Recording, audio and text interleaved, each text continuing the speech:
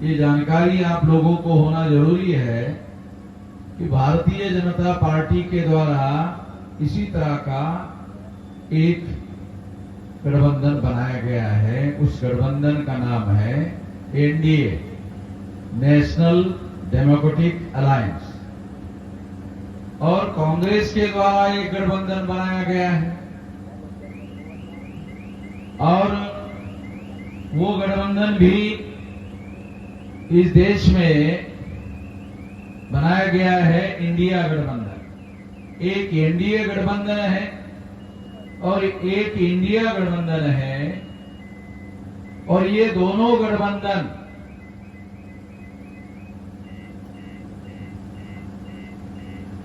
जिन लोगों के द्वारा बनाए गए हैं उसके बारे में हम लोगों को जानना और समझना जरूरी है।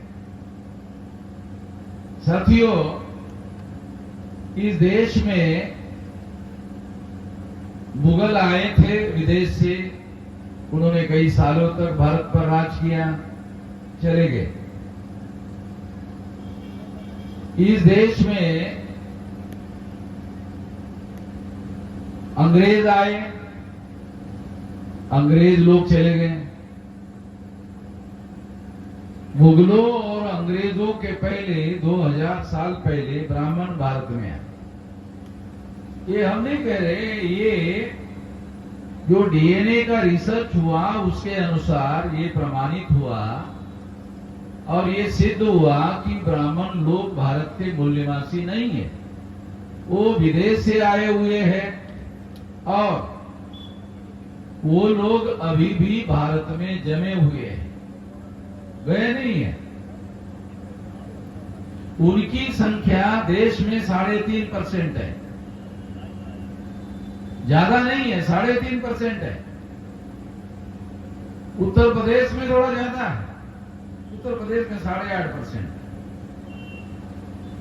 उत्तर प्रदेश में 8.5% है, तो किसी राज्य में ज्यादा परसेंट है और किसी राज्य में 3.5% से भी कम है। अगर आप साउथ में जाओ, केरला में जाओ, तो 0.5%, 1% मिलेगा, 2% मिलेगा, 1.5% मिलेगा। मगर सारे देश भर में इन लोगों की संख्या 3.5% है। 3.5% लोगों को ये बात जो आप लोगों के सामने मैं बता रहा हूं कोई भी नहीं बताता है। जो नहीं बता रहा है वो बता रहा है।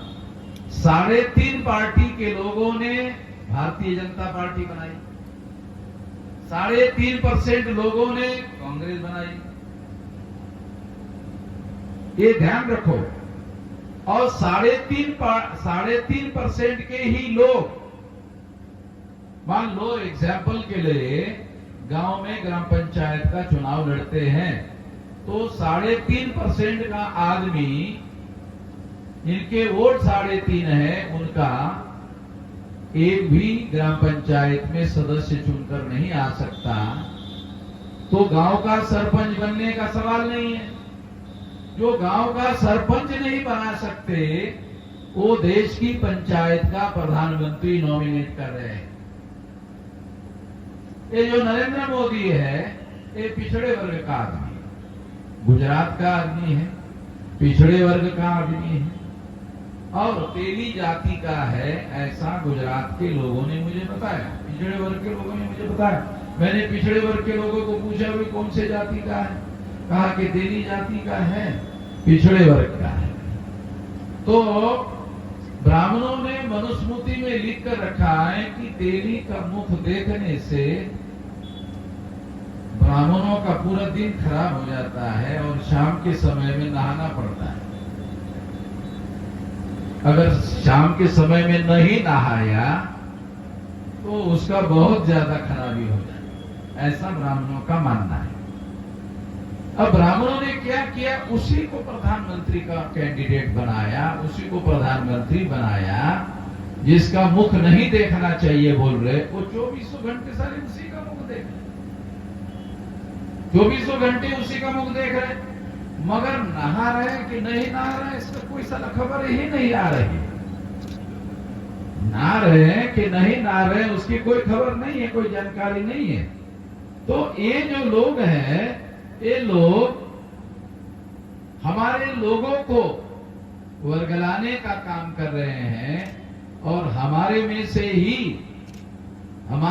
ही एक पिछड़े वर्ग के आदमी को, क्योंकि ब्राह्मणों को मालूम है 3.5% लोगों के वोटों के आधार पर ग्राम पंचायत का सरपंच नहीं बनाया जा सकता, तो देश की पंचायत का प्रधानमंत्री कैसे बनाएंगे, उनको मालूम है। इसलिए जिनकी संख्या 52% है ओबीसी की, उसका आदमी देश का प्रधानमंत्री बनाने के लिए कैंडिडेट बनाया था आज से 10 साल पहले। तो जो आदमी 2014 में प्रधानमंत्री बना, पिछड़े वर्ग का है, प्रधानमंत्री बना, मगर उसने पिछड़े वर्ग के लोगों की आज तक गिनती नहीं की। मोदी को पूछो भाई देश में कुत्ते कितने हैं, कहा इसकी संख्या हमारे सरकार के पास है। क्यों? कहा गिनती किया हुआ है। अच्छा, उसमें वो काटने वाले कुत्ते कितने, कहा उसकी भी संख्या हमारे सरकार के पास है। अच्छा, सज्जन वाले कुत्ते कितने हैं? आप लोग सोचते हैं कि सर पहली बार ही सुन रहे कि कुत्ते भी सज्जन होते हैं। कुत्ते भी सज्जन होते हैं, क्योंकि जो कुत्ता आपके ऊपर भौंकता है उसको सज्जन नहीं कहा जा सकता। जो कुत्ता आपको काटता है उसको सज्जन नहीं कहा जाता। मगर कभी कभी आप किसी के घर में जाते हो, कुत्ता आपके पास आता है और आपको चाटने लगता है, आपका अनुभव होगा। फिर आप भी उसके सर के ऊपर से हाथ घुमाते हैं, फिर भी वो कुछ नहीं करता है, तब आप आगे सज्जन कुत्ते।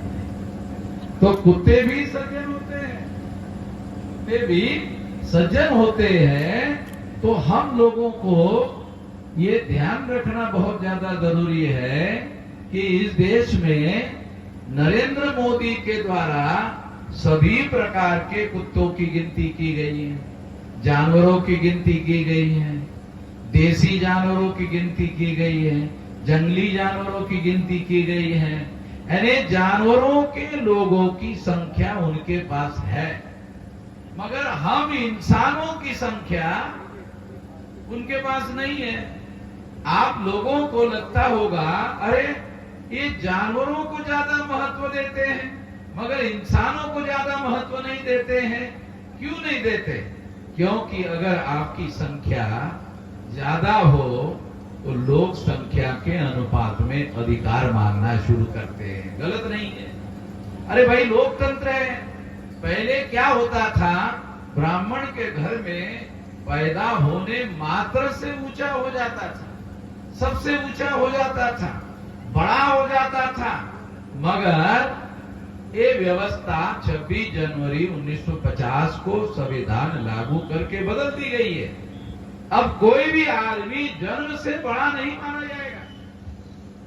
कोई भी व्यक्ति केवल जन्म लेने मात्र से बड़ा नहीं माना जाएगा। जिसका गुण और कर्म अच्छा हो उसको बड़ा माना जाएगा। वो गुण और कर्म अच्छा होने के लिए शिक्षा होना जरूरी है। इन लोगों ने मनुस्मृति में जो ब्राह्मणों के द्वारा लिखी गई है, हम तमाम लोगों को शिक्षा के अधिकार से वंचित कर दिया। आप लोगों को ये बात समझना बहुत जरूरी है। शिक्षा के अधिकार से वंचित कर दिया। आप लोगों ने कभी सुना कुत्ते स्कूल में जाते, जानवर स्कूल में जाते? कभी सुना? नहीं सुना? जाते ही नहीं तो कैसे सुनेंगे? कुत्ते और जानवर स्कूलों में नहीं जाते। स्कूलों के निर्माण का काम एक कुत्ते और जानवरों के लिए नहीं हुआ है, इंसानों के लिए स्कूल खोले गए हैं। जानवरों को स्कूलों में नहीं भेजा जाता है क्योंकि जानवरों की पढ़ाई नहीं होती है, इंसानों की पढ़ाई होती है। जानवरों की पढ़ाई नहीं होती है, इंसानों की पढ़ाई होती है। और जानवरों में विवेक बुद्धि नहीं होती है, जानवरों में सहज बुद्धि होती है। विवेक बुद्धि का विकास किया जा सकता है, पढ़ाई लिखाई से विवेक बुद्धि का विकास किया जा सकता है। विवेक बुद्धि किसको कहते हैं? जो गलत को गलत कहे, सही को सही कहे उसको विवेक बुद्धि कहते हैं। तो मनुष्य की जो विवेक बुद्धि है उसकी वजह से उसकी पढ़ाई लिखाई होती है और पढ़े लिखे लोग हैं।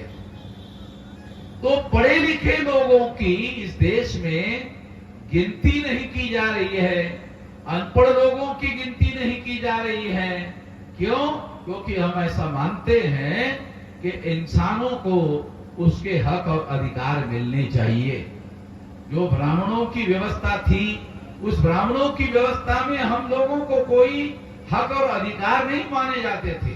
क्या आप लोगों को पता है वर्ण व्यवस्था में ब्राह्मण का अधिकार था, वर्ण व्यवस्था में क्षत्रिय का अधिकार था, वर्ण व्यवस्था में वैश्य का अधिकार था, वर्ण व्यवस्था में शूद्र का अधिकार नहीं था। ये शूद्र वर्ण जो है कौन है? ये पिछड़े वर्ग के लोग ही, महात्मा ज्योतिराव फुले कहते हैं पिछड़े वर्ग के लोग ही शूद्र हैं।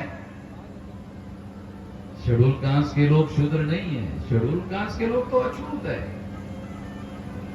ये भी हमारे पढ़े लिखे लोगों को समझ में नहीं आता कि शूद्र में और अछूत में क्या फर्क है। शूद्र जो है वो ब्राह्मण लोग उसको छू सकते हैं,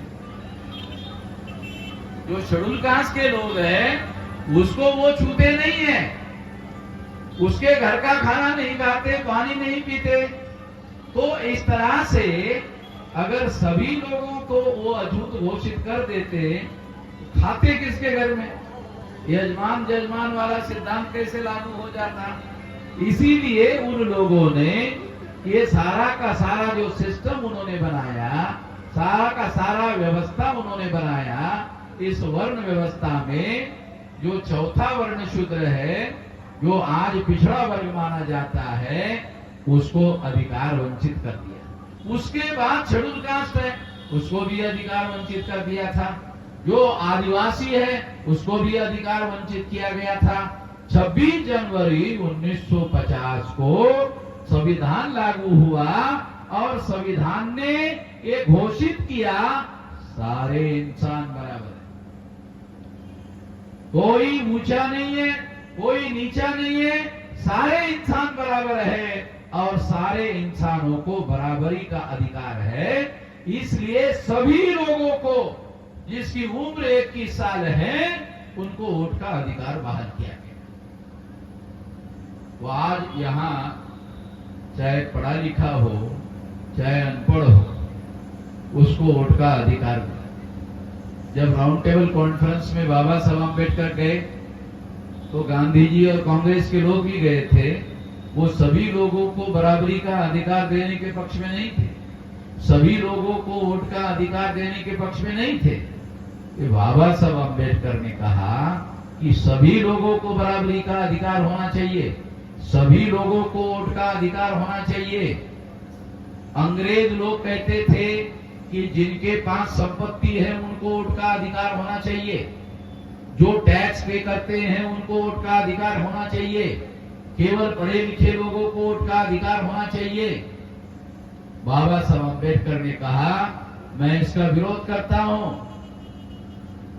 केवल संपत्ति के आधार पर, केवल टैक्स देने के आधार पर, केवल पढ़ाई लिखाई के आधार पर अगर आप वोट का अधिकार देते हो तो ये बात हमारे लोगों के खिलाफ है, क्योंकि आप लोग केवल पढ़े लिखे लोगों को वोट का अधिकार देना चाहते हो। हजारों सालों से हम लोगों को पढ़ने लिखने का अधिकार नहीं दिया है, तो क्या हमको वोट का अधिकार नहीं मिलेगा? अंग्रेजों ने बाबा साहब अम्बेडकर का जो विरोध किया तो बाबा साहब अम्बेडकर को पूछा कौन सा आधार है, वोट देने का आधार क्या है, वोट देने का आधार क्या है? तो बाबा साहब अम्बेडकर ने अंग्रेजों को कहा देखो हमारे देश में 20 साल का लड़का होता है, लड़की होती है, उसकी शादी होती है और साल भर में उसके घर में बच्चा पैदा होता है। तो जो आदमी 21 साल की उम्र में अपने घर में बच्चा पैदा कर सकता है, क्या उसको वोट का अधिकार नहीं मिलना चाहिए? क्या उसको वोट का अधिकार नहीं मिलना चाहिए? क्योंकि कानून के अनुसार वो प्रौढ़ माना जाना चाहिए। इसलिए प्रौढ़ मताधिकार आया। अभी जो मताधिकार आया है उसको क्या कहा जाता है? प्रौढ़ मताधिकार। अंग्रेजी में बाबा साहब आंबेडकर ने कहा था एडल्ट फ्रेंचाइज, प्रौढ़ मताधिकार। पढ़ा लिखा हो या ना हो, अनपढ़ हो या पढ़ा लिखा हो, स्त्री हो या पुरुष हो, कोई भी हो, अमीर हो या गरीब हो, केवल 21 साल की उम्र के व्यक्ति को वोट के अधिकार की लड़ाई बाबा साहब आंबेडकर के द्वारा लड़ी गई। उसके बाद में 18 साल का हुआ। अभी 18 साल का जो व्यक्ति है उसको वोट का अधिकार दिया गया है। वो इस तरह से ये एडल्ट फ्रेंचाइज, प्रौढ़ मताधिकार, ये अधिकार जिसकी लड़ाई हमारे महापुरुषों ने लड़ी,